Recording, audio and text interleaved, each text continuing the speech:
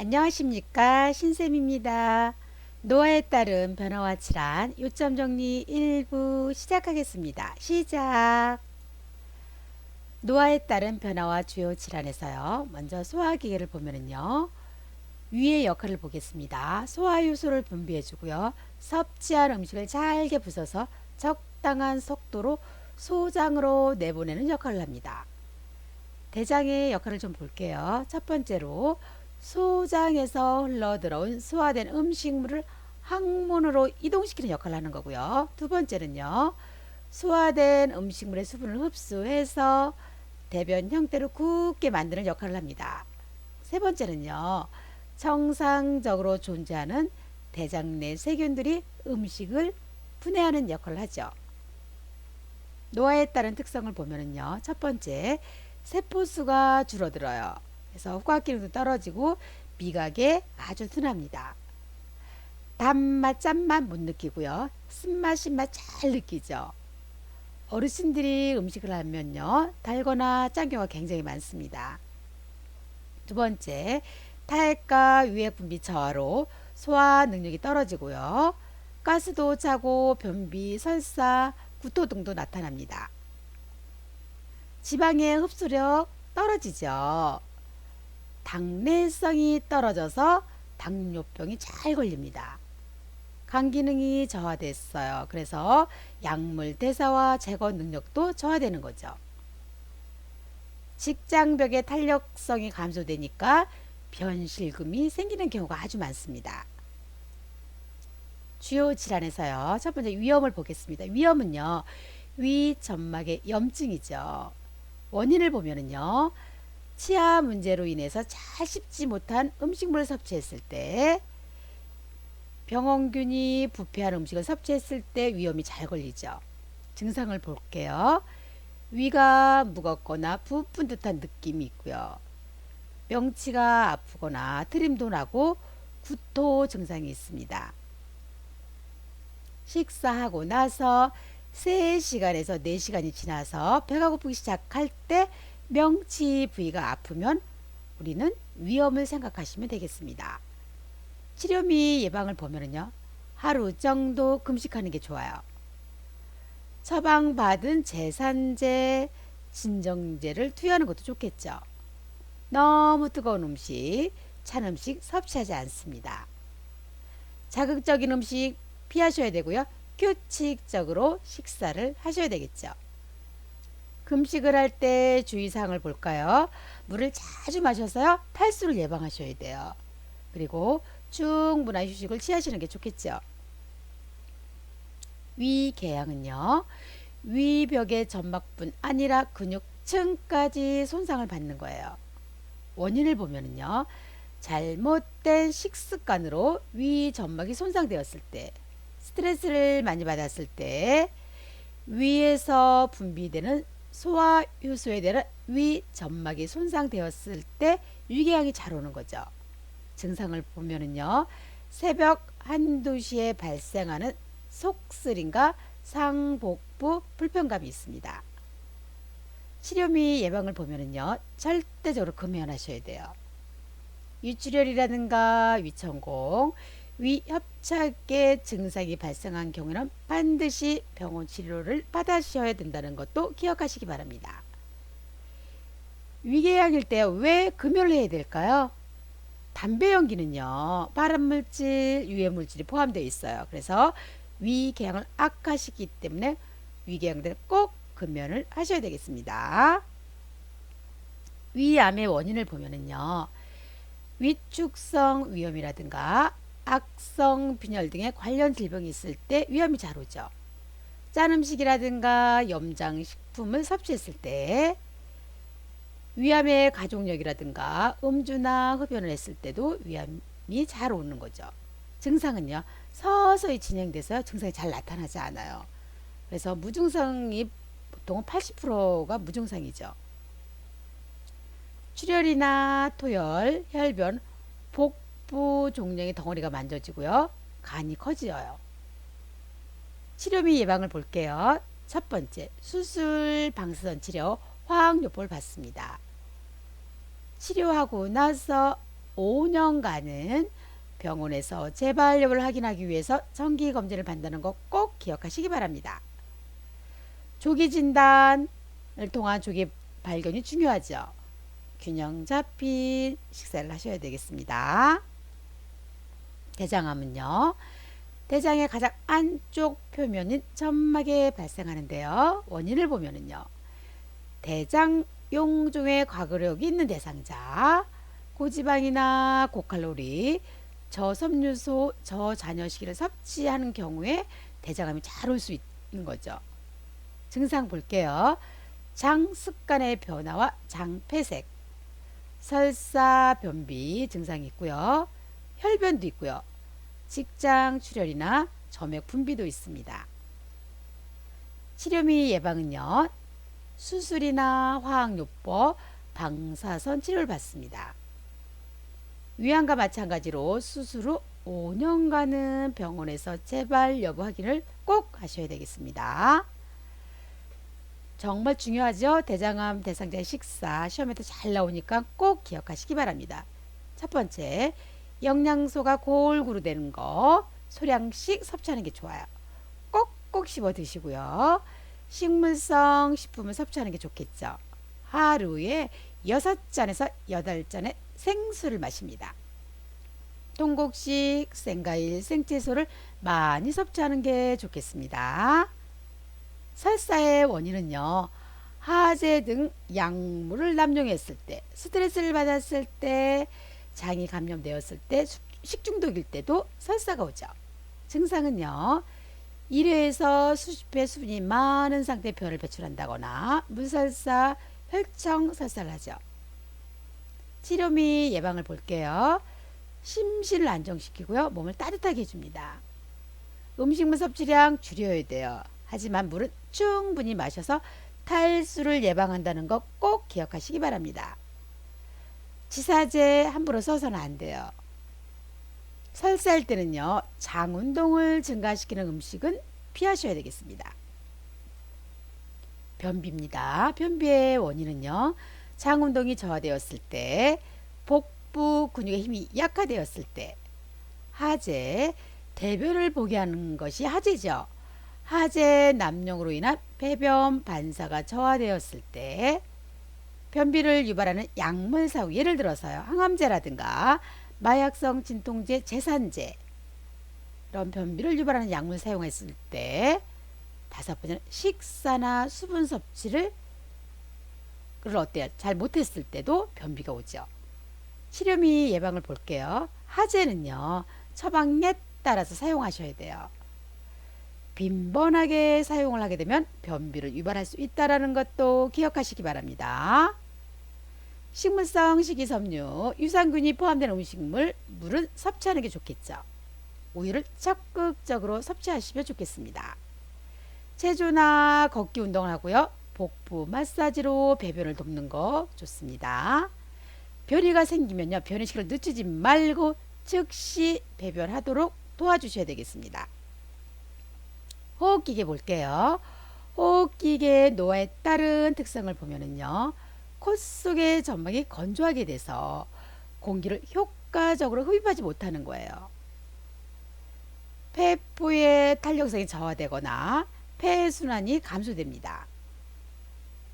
호흡 근육의 위축과 근력의 약화로 호흡이 증가되었을 때는 피로해지기 쉬워요. 기침 반사 저하되고요. 손모운동 저하돼서 미세물질을 잘 걸러내지 못하는 것도 호흡기계 노화에 따른 특성이죠. 기관지 분비물은 어떨까? 증가됩니다. 주요 질환에서요, 독감을 볼게요. 독감은요, 바이러스에 의한 감염병이에요. 겨울철에 유행합니다. 열도 심하게 나고요. 기침도 하고, 이런 기침, 호흡기 증상을 일으키는 질환이 독감입니다. 치료 및 예방은요, 충분히 수분을 섭취하셔야 돼요. 1년에 한 번씩은 어때요? 예방접종을 하셔야 되겠습니다. 만성기관지염은요, 기관지의 만성적 염증으로 인해서 기도가 좁아져서 숨쉬기가 어때요? 힘든 거죠. 원인을 보면은요, 흡연이나 매연에 노출되었을 때, 세균성 혹은 바이러스에 감염되었을 때도 만성기관지염이 올 수 있다는 거죠. 증상은요, 이른 아침에 발생하는 가래 끓는 기침이라든가 점액성의 화농성 가래가 있습니다. 치료 및 예방을 볼게요. 첫 번째, 심호흡과 기침을 해서 기관지 내 가래를 배출하시면 되겠고요. 처방받은 거담제, 가래를 제거하는 거죠. 거담제와 기관지 확장제, 기도가 좁아졌으니까 기관지 확장제를 사용하셔야 되겠습니다. 세 번째는요, 오염된 공기와 갑작스러운 온도차에 노출되지 않도록 주의를 하셔야 되겠습니다. 폐렴은요, 세균이나 바이러스, 곰팡이, 폐 조직에 염증이 생기고요. 폐로 산소를 흡수하는 능력이 감소됐을 때 오는 질환을 폐렴이라고 합니다. 원인은요, 첫 번째, 세균성 폐렴도 있고요, 바이러스성 폐렴도 있어요. 두 번째 봅시다. 흡인성 폐렴이라는 것은 음식물이나 이물질이 기도 내로 넘어가서 기관지나 폐에 염증을 유발하는 것을 흡인성 폐렴이라고 합니다. 증상은 어떤 게 있을까요? 머리도 아프고 근육통도 있고요. 열도 심하고요. 가슴에 통증도 있고요. 화농성 가래라든가 마른 기침이 있습니다. 치료 및 예방을 보면은요. 첫 번째, 폐렴에는 세균성 폐렴, 바이러스성 폐렴, 흡인성 폐렴이 있다고 했잖아요. 이 세 개 중에서요, 세균성 폐렴은 꼭 항생제를 치료를 하셔야 되겠습니다. 두 번째, 산소 공급이라든가 체외 변경, 심호흡으로 혈액의 산소 농도를 적절하게 유지하시고요. 규칙적으로 환기시켜야 돼요. 적절한 습도 40에서 60%, 적절한 온도를 유지하시면 되겠습니다. 환절기 이전에 폐렴 구균 예방 접종을 한다는 것도 꼭 기억하시기 바랍니다. 천식은요, 기도의 만성 염증성 질환으로 기관지 벽의 부종과 기도협착, 여러 가지 자극에 대해서 기도가 과민 반응을 보이는 상태를 천식이라고 합니다. 원인을 보면은요, 꽃가루라든가 진먼지, 찐득이, 강아지 털이라든가 곰팡이, 또는요, 갑작스러운 온도나 습도 차이, 건조한 공기에 갑자기 노출되었을 때도 천식이 올 수가 있겠죠. 증상은요, 숨을 내쉴 때 쌕쌕거리는 호흡음, 호흡곤란도 올 수 있고요. 점액 분비량도 증가됩니다. 가슴이 답답하거나 불쾌감이 올 수도 있어요. 치료 및 예방을 보면은요, 호흡 곤란이 심한 경우에 운동을 할 때는요, 30분 전에 기관지 확장제를 투여한다는 거 꼭 기억하시기 바랍니다. 갑작스러운 온도 피하셔야 되겠죠. 3번도 꼭 기억하시기 바랍니다. 친구류는 찐득이를 없애기 위해서 무슨 물이요? 뜨거운 물로 세탁하는 것도 기억하시기 바랍니다.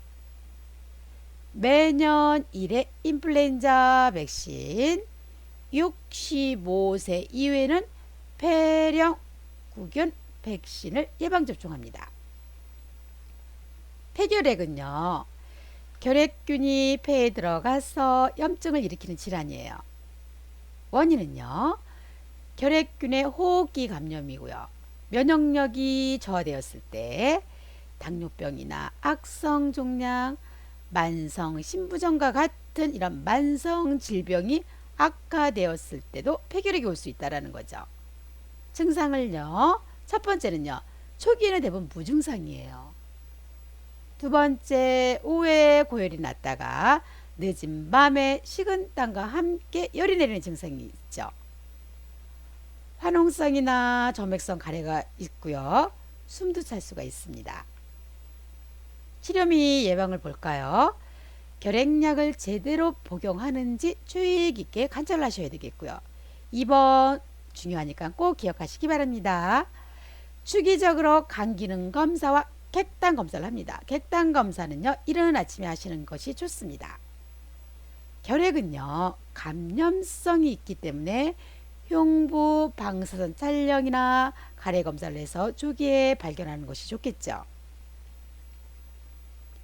결핵 감염 대상자와 접촉한 요양보호사와 가족은 2주에서 1개월 후에 반드시 보건소에서 흉부 방사선 촬영 등을 통해서 감염 여부를 확인하셔야 된다는 거 꼭 기억하시기 바랍니다. 결핵 전파가 우려되는 대상자를 돌볼 때는요, 보호장구를 착용하셔야 되겠습니다. 여기서 잠깐 폐결핵 치료를 위한 약물 복용에 대해서 잠깐 설명을 드리면요, 항결핵제는요 여러 가지예요. 약의 양이 어때 많아요. 복용 기간도 비교적 길어요. 보통 우리가 6개월간 치료를 한다고 하죠. 처방된 항결핵제는요, 내 마음대로 중단하거나 줄여서 먹으면 안 돼요. 처방된 기간에 충실하게 약을 복용하는 것이 결핵을 완치시키는 유일한 방법이거든요. 항결핵제를 불규칙적으로 먹거나 임의로 중단하게 되면 약의 효과가 어때요? 떨어지죠. 그래서 세균들이 살아남기 때문에 몸에서 활발하게 증식하게 돼요. 그래서 치료가 실패로 돌아가는 경우가 많기 때문에 약은 꾸준히 잘 드셔야 된다는 거 기억하시기 바랍니다. 심혈관계를 보면요, 노화에 따른 특성을 볼게요. 첫 번째, 심장 근육이 두꺼워져서 탄력성이 떨어집니다. 두 번째, 최대 심박출량과 심박동수가 감소되죠. 세 번째는요, 말초 혈관으로부터 심장으로 혈액순환이 어때요? 감소되죠. 네 번째는요, 기립성 저혈압이 발생하는 것도 꼭 기억하시기 바랍니다.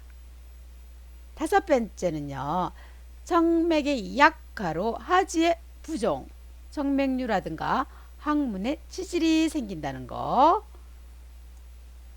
주요 질환에서 첫 번째 고혈압을 보겠습니다. 고혈압은요 140에 90이라고 하죠. 고혈압은 140에 90 이상을 고혈압이라고 합니다. 정상치는요 120에 80입니다. 원인은요 크게 두 가지로 나눠요. 본태성 고혈압과 속발성 고혈압 이렇게 나누죠. 본태성 고혈압에는요 유전이라든가 담배를 피거나 술을 많이 마시거나 운동을 안 했을 때 비만일 때 바로 본태성 고혈압 90에서 95%를 차지합니다. 속발성 고혈압은요 다른 질병의 합병증으로 발생하는 거예요. 심장병이라든가 신장질환이라든가 임신 중독증 이런 질병의 원인으로 인해서 오는 것을 속발성 고혈압이라고 합니다. 5에서 10% 정도 돼요. 고혈압 약물 치료에 대한 편견을 보면은요, 첫 번째, 증상이 없으면 치료하지 않아도 된다. 증상이 없어도 혈압이 높으면 치료를 해야 되죠. 두 번째는요, 두통 등이 증상이 있을 때만 약을 먹는다. 고혈압은요, 증상이 없는 경우가 어때요? 대부분이에요. 그래서 의사 처방이 있으면 계속 약을 먹어야 된다는 거 기억하시기 바랍니다. 세 번째는요, 혈압약을 오래 먹으면 몸이 약해진다. 약을 오래 복용하는 것은 몸에 좋지는 않아요. 하지만 고혈압의 합병증을 발생시키는 것보다는 안전하기 때문에 약을 꼭 먹어야 되겠습니다. 네 번째는요, 혈압이 조절되면 약을 먹지 않아도 된다. 혈압이 조절되어도요, 약을 안 먹으면 효과가 떨어져요. 그러면서 혈압이 다시 올라가죠. 의사 처방이 있으면 계속 약을 먹어야 되겠죠. 증상을 볼게요. 뇌동맥의 파열로 뇌졸중 혹은 사망할 수가 있어요. 고혈압은. 두 번째, 이른 아침에 두통이 올 수 있고요. 세 번째는 뒷머리가 뻐근하게 아프고요. 어지럽고요. 눈이 잘 안 보이는 경우가 있어요. 코피도 자주 나고요. 가슴이 답답하거나 숨이 차는 경우도 있습니다. 치료 및 예방을 볼게요.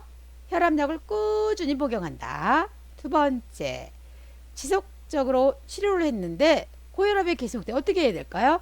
의사와 상의해서 바꾸거나 정밀 검사를 받아야 되겠죠.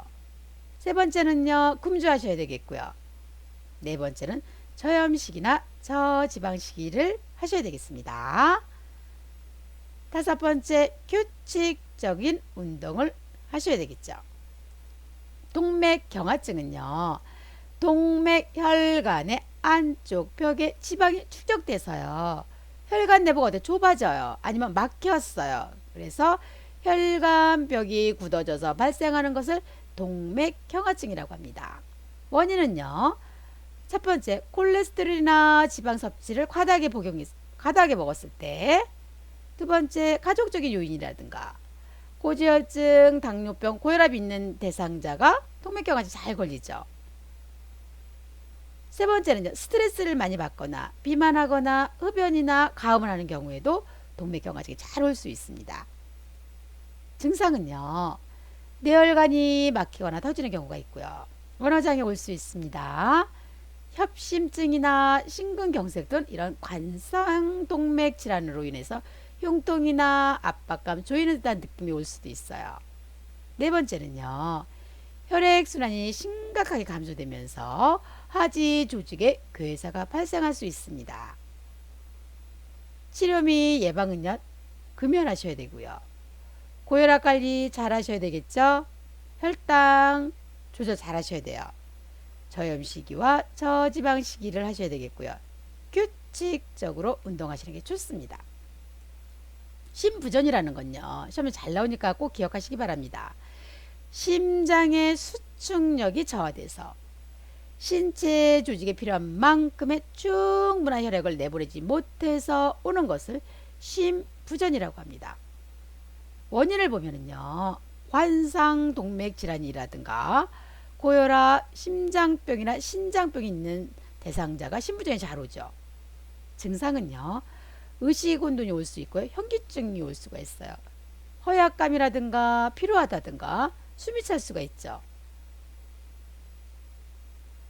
신장의 수분과 염분 배출이 억제돼서 의존성 부종이 나타납니다. 심부전의 치료 및 예방을 보면은요, 첫 번째, 염분이나 수분, 고지방, 콜레스테롤을 제한하는 식사를 소량씩 섭취하는 거예요. 두 번째요, 독감이나 폐렴을 예방하셔야 되겠죠.